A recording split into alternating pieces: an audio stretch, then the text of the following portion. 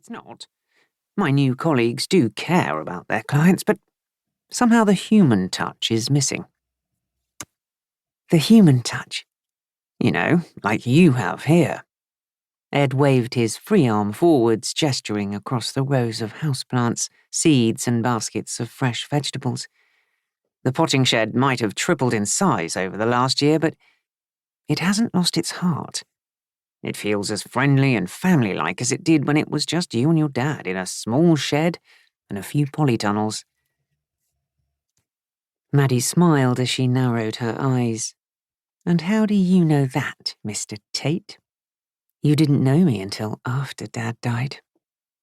Mrs. Johnson came in for coffee and cake with her pals. I overheard them discussing how proud your father would be of you, and how friendly you've kept the place. And I quote, that Maddie's a credit to her father. Tony'd be that proud of how friendly it is here, even now it's all big. A tear pricked at the corner of Maddie's eye as she chuckled. That sounds like Mrs. Johnson, all right.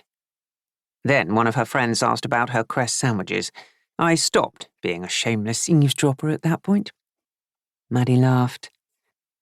Before Christmas, Mrs. Johnson ordered cress seed from us for her grandchildren to grow. She got an extra packet for herself as she didn't want to be left out of the fun. She enjoyed it so much she's been buying herself a packet every few months ever since. Hence, the cress sandwiches. Sounds like they're becoming her signature dish. Talking of signature dishes, do we have time to sneak a sausage sandwich from Joe before we open up to the Saturday hordes? Not a hope. Maddie poked Ed's stomach. But as soon as Sabi arrives, I'll get you a sausage sarnie and a takeout coffee. Good enough? Perfect. Jemima unlocked the cake cupboard and gingerly extracted a large square box. Apple cake today? If that's the one with the next use-by date, then bring it on. Joe kept his eyes on the coffee machine as Maddie's 12-year-old niece placed the box on the counter behind him. There's a few slices of Victoria sponge left from yesterday, too. Let's have those as well then, Jem. And there's some chocolate brownies in the fridge. Jemima opened the new cake box. Whoa! That is one huge apple cake. I don't think I'd better lift it out. If I dropped it, Mum would never let me help you again. Having given his hands a wash, Joe turned to help her. It is a bit of a brute. Could you lay out the brownies instead? There's a rectangular plate in the far cupboard under the counter. Sure. Jemima gave Joe a sideways look. I'm going to miss helping out here so much. I'm going to miss you too, once the new school year starts next week. Easing the cake from its tight-fitting container, Joe added, You've been amazing. Jemima wrinkled her nose. I'd rather stay here with you, Mum and Aunt Maddie.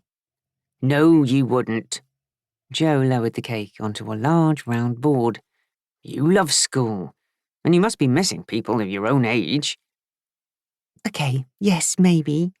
But I love being at the potting shed with you oldies too. Cheek. Jemima laughed. I'll still come in on Sundays if I don't have too much homework to do. And if that's okay with Maddie and Mum, of course. I'm sure it will be. I know your aunt's thrilled that you like it here so much. Jemima took the cling film off the remaining Victoria sponge cake. That was a loaded, I'm not sure Mum's so thrilled. Jemima shrugged. She likes me working here as long as I don't get under anyone's feet.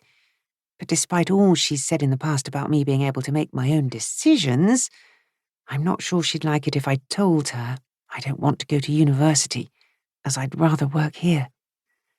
Putting down the knife he'd been about to use to slice the apple cake, Joe gave her a hug. Come on, you haven't even done your GCSEs yet. Why not leave the rest of your life worries for a bit? He returned to the cake slicing.